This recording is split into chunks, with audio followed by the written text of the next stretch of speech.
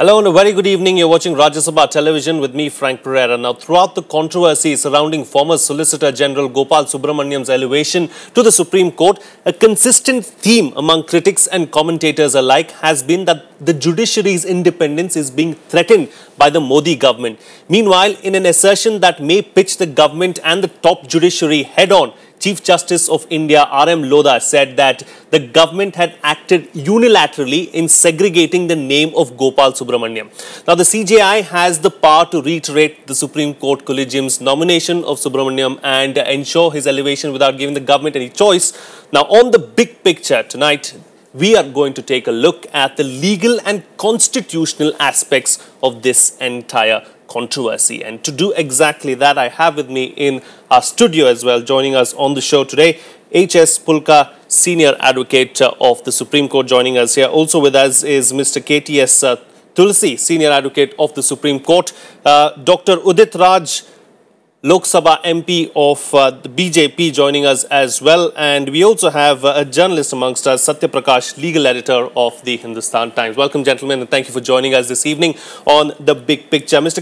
KTS Tulsi, I'd like to start with you, of course. By opposing Gopal Subramanian's appointment, has the government really encroached upon the judiciary's independence?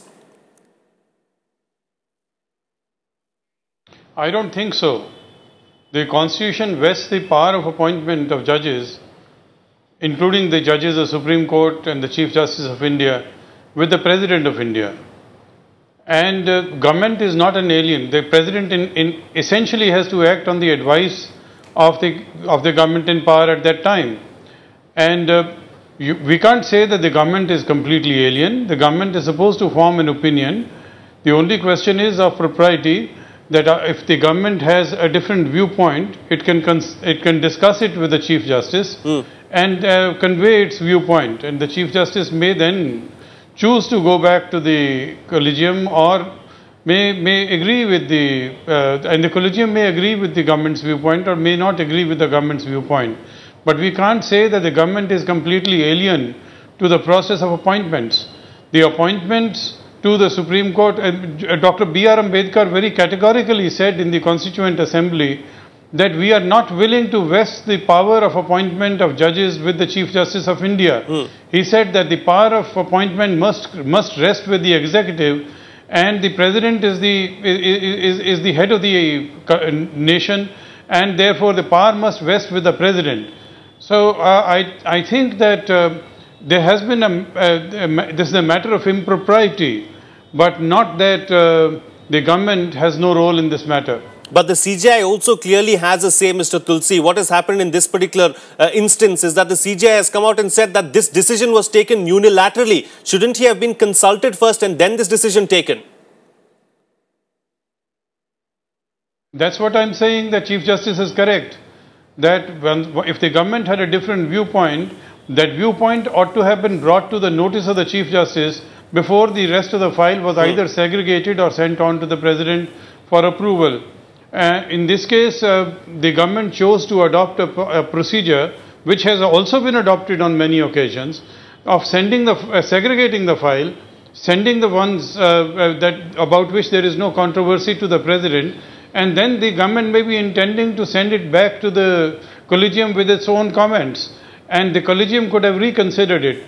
But before the Collegium could reconsider it, and before the government could really have the file placed before the Chief Justice of India on his return from abroad, the candidate, that is the nominee, Mr. Gopal Subramaniam, chose to withdraw his consent for elevation. Yes. So therefore, he made the matter, made the Collegium functus officio. After that, the Collegium, even if it disagreed with the government's viewpoint, could not have recommended the name because he had withdrawn his consent for elevation. So that was the absurdity of the situation. Indeed, of course, that was the absurdity of the situation, Mr. H.S. Pholka. I mean, if you look at the situation, had Mr. Gopal Subramaniam not have withdrawn his particular letter, of course, then certainly something could have been done by the Collegium. But now even the Collegium is has no choice really as far as this matter is concerned. It's a matter that's been left to the history books now, isn't it? No, that is true. After the withdrawal of by Mr. Subramanium. Now this is more or less a history now.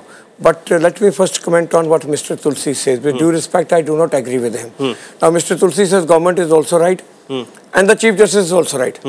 Chief Justice says the government is interfering in the functioning of the judiciary. So how can both be right? One of them is wrong. Now Mr. Tulsi is referring to the debates of the Constituent Assembly. We have the established law, the judgments of the Supreme Court. Since last more than 20 years, the established practice, it is the collegium who is to finalize final authority, and then the appointment is made by the president. It is the collegium's power to appoint the judges. The system, many parties have said, need to be changed. Judicial Commission need to be appointed. A prominent jurist also need to be come in, but that has not been done. As on today, the law of the land is the collegium is the final authority. So now, the government interference into it, segregating the Nile without discussing with the Chief Justice, and that also the suspicion that government has done it because of the reason that Gopal Subramanium gave difficult times to the BJP when he was amicus curiae in Sobazin's case. And because of that, Amit Shah had to go to jail. So that makes the matter much more serious. It's not a matter of Gopal Subramaniam now. The matter is whether the government should interfere like this into the system, established system, which is going on since last more than 2 decades now. That's an interesting point that you're raising, of course. Satya Prakash, I'd like to take that to you. Of course, several critics and several commentators have come out and said that their biggest worry is that the BJP is going to continue to do this in the future. Do you see that happening? I think the entire discussion is misplaced in the sense the discussion should be completely focused on the collegium system. And that is, this controversy has brought out the shortcomings of the collegium system. And those who established this system, Justice J.S. Verma, who was part of the bench that delivered the 1993 verdict that led to the collegium system, and Mr. Fali Nariman, senior advocate, who argued for the system, both have said that the system has failed. The debate should be whether the collegium system should continue or not. Any particular individual being appointed or not being appointed, to me it doesn't matter. What matters is the system, and this particular controversy has brought out the shortcomings in the system. The debate should be whether and how, whether we should replace the system and how we can replace the system, because this notorious system, it has given us judges like Justice Dinakaran and Justice Soumitra Sen. And nobody, the entire discussion, what is the discussion? That government has leaked. I am saying some journalist getting some information. I am not saying whether the information is right or wrong. This system that runs completely, in any democratic system, you cannot have this kind of system which is completely opaque right from the beginning of the day, on the day when the name is sent, recommended, and till the time the president signs the warrant of appointment, nobody knows who is going to be appointed. If somebody is going to be appointed, and I have great regard for Mr. Subramaniam, but if any information that relates to him, good, bad or ugly, if it is he is being appointed, that should be debated, and if something has come out in the open, nobody should feel hurt. If you feel hurt, you should not give your consent for appointment. Indeed. Do you agree with what he is saying, Mr. Pholka? I mean, the system itself, the debate now should be a larger debate about how the system is. No, that is true. Yeah, let him just complete his point. What everybody, I'm glad Mr. Tulsi said something which is I would say rather sane. Otherwise, everybody is defending the opaque system of collegium system for appointment. This should not be done. What should be done is how we can replace the system. So should this system be replaced? This has been since a long time. This has been going on that the collegium system need to be replaced, and there needs to be a judicial commission where apart from the government, there has to be a leader of opposition. There should be also independent jurist as a part of that, so that there is a total transparency into it. It is not that the government may pick up a person of its own choice and appoint it, or government reject a person whom he doesn't like it. So that has been going on. That's a larger debate on the issue. But in the BJP also had been demanding, supporting the demand of the Judicial Appointment Commission. Now that's a different issue. The issue here is till that is done. Now, but segregating the name of one person on account of some reason, and in the background of that are the other appointments also made by the BJP, like that of a principal secretary, bringing out ordinance. And so that is the issue, whether the government will carry on with this kind of making the appointments of its favorite and now shunting out the people who are inconvenient to them and try to bring out the people who are more pliable. That's the issue over here as on today. Collegium system need to be changed, there's absolutely no doubt about it. But that change system will have checks and balances. It will have the independent people. Then if you have something against a person, come out in the public. Now, whatever you have against Subramaniam, come out in the public. That's what everybody wants to know. Okay. Everyone wants to know the truth. Everyone wants to... Yes, the government should come out clean in the public. What do they have against Gopal Subramaniam? Okay. Come out in the clean. Okay, let me take that. Let me take that to Dr. Udit Raj. Of course, a few allegations being made, few things being said about the BJP right now.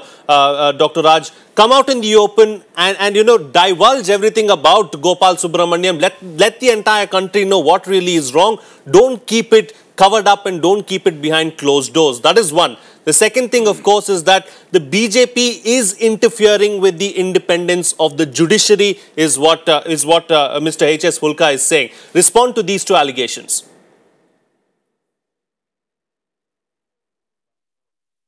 See, as far as appointment of judges is concerned, in all over the world, no any country, judiciary judges appoint judges. In our country only, after 93, judges are appointing judges. And you see, it is a purely, as per original provision of the Constitution, it rests with the executive. Who has encroached, now you can see that who has encroached the power of Parliament. Is the president power has been encroached? Even government power has been encroached? And then what is there? What is the business of elected government if elected government cannot have any say in appointment? One and second. So independence of judiciary means that government should not interfere in the judicial process, delivering the judgment, trial, etc.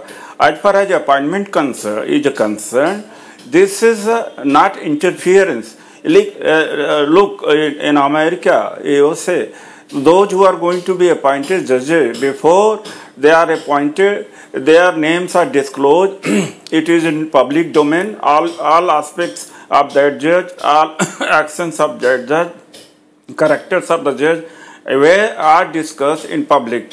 And of course, in like Canada also, in Britain also, there is a judicial commission. In Russia also, the half of the judges are elected and half of the judges are nominated by president. And in America, the president nominates them. And how much independence they need? In fact, it's enough. I tell you. So their business, that is delivery of judgment. Their independence is required over there, not in the appointment.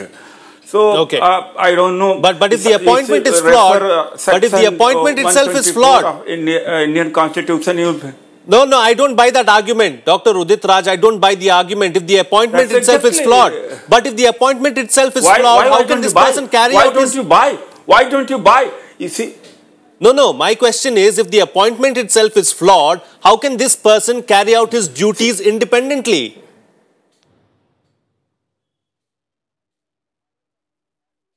No. In the other country and before 93, the appointments were made by executive, and of course government has say over there. Then of course that was not challenged. Now if government same thing, a little bit same thing is being repeated, not even completely, and it's a talk that's it's an interference. I don't think that's interference at all. Rather, I have said again, I repeat it, that Parliament power has been increased. Now, about half of the laws are being made by judiciary. See, I am speaking in personal capacity here because for the last 16-17 years, I have been speaking like this only. Okay. That in this country, there is no check and balance as far as the action of judiciary is concerned. Whatever judiciary decides, there is no one to challenge it. Okay. So they have taken onto themselves. The judges appoint judges. In which country, in which system we have? In our country we have this system. How come it was not original provision of the constitution? Nobody talks about that. Let me take what you're saying. Let me take what you're saying to Mr. Tulsi. Let me take what you're saying to Mr. Tulsi. Mr. Tulsi, what Dr. Udit Raj is saying is that, you know, the judiciary is supreme in the country. There is no one above the judiciary. There are no checks and balances as the judiciary is concerned, as far as the judiciary is concerned. And we need those checks and balances to ensure that the judiciary is free and fair, is what he's saying. Yeah, that's true. You see, only constitution is supreme. Neither the judiciary nor the executive nor the legislature are supreme. It is but the job collegium of the is supreme. Judiciary. But here collegium is supreme.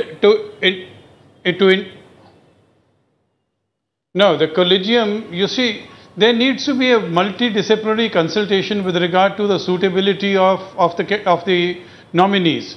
The judiciary may nominate, but it can't arrogate to itself the complete discretion. Consultation is what was provided in the constitution, and Dr. B.R. Ambedkar had rejected the kind of proposal which of collegium, etc. Not really collegium, but where the Chief Justice of India would not be given the power to appoint. Nowhere in the world do you have a judicial system. To appoint the judges. Also, all constitutional democracies, the appointments are made by multidisciplinary consultation, not by the judges themselves. And number two, I entirely agree with Mr. Udit Raj. There needs to be greater transparency. In the United States, the nominee is chosen by the Attorney General, and before the nomination is sent to the President, there is formal consultation with the bar. There is also then a matter is sent to the Senate committee, Judicial Committee on Appointments of the Senate, and they invite objections. The objectors produce evidence against the nominee. They produce documents on the basis of which they raise the objections. The nominee can cross-examine the witnesses produced by the objectors, and similarly after the nominee can also produce his evidence, and the objectors can cross-examine their witnesses.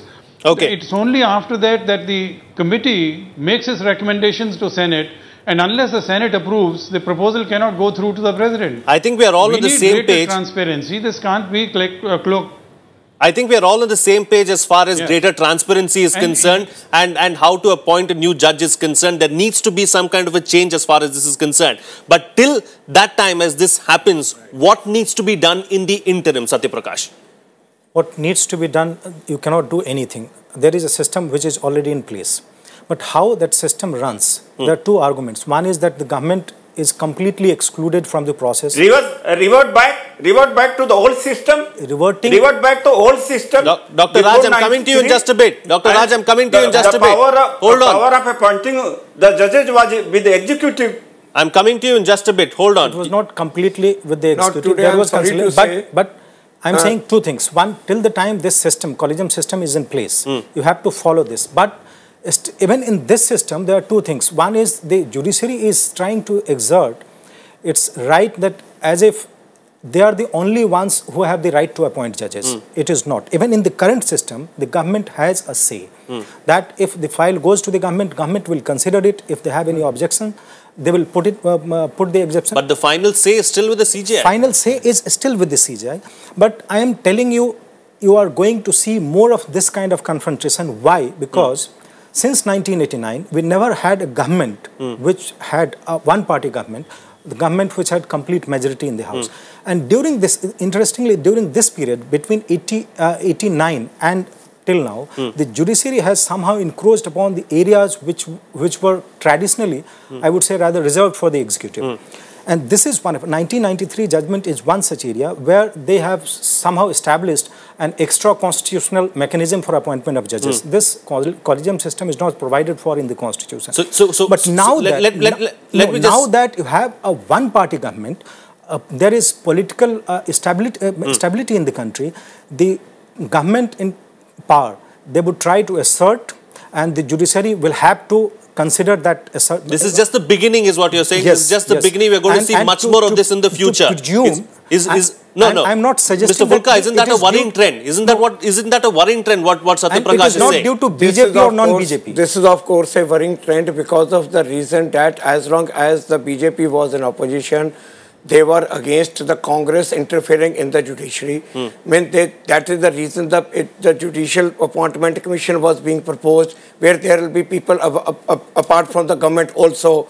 Now today the BJP has come in power. They want to revert back to the old system, number one. Number two, what is being said that the judiciary... back to old system. They are talking about a new system. No, Mr. Raj, Dr. Raj has Dr. Raj indeed said that he wants to revert now to the old system. Now today you want to revert back. As long as you are in opposition, you do not want the executive to have a complete say. You want independence of the judiciary. You want transparency. You want leader of opposition. You want independent jurists into it. But the moment you come into power, everything should be changed. Now, number one. Number two, what is being said that the judiciary has transgressed into certain areas, which is the power of the executive and legislature. Unfortunately, we all know in our country, the executive and the legislature have abdicated its functions. The kind of the scams with the intention of the legislature and as well as the executive. Okay, let him respond. It's the judiciary Mr. Pholka, had to come to let save Dr. the Udit nation. Raj respond. Dr. Udit Raj, when you were in the opposition, you didn't want anything. You didn't want any of this to happen. Now suddenly that you're in power, you want everything to go your way. That's what Mr. Pholka is saying. No. Mr. Pholka is wrong. He should go back. And I'm referring that when Vajpayee ji was Prime Minister and our government, that time the government hell-bent upon to constitute a National Judicial Commission. But somehow it was not done. And our Arun Jaitley ji has been always advocating for setting up a judicial commission through which the appointments should take place. And that's completely wrong and out of place, what he says. And I tell you, sometimes I am surprised that what the parliament should do is being done by judiciary here. Sometimes half of the laws are made by judiciary and half of the parliament. Then what for parliament is there? Like for judiciary, for everything, for even development, transfer posting, development and other projects and minerals, all these things are there.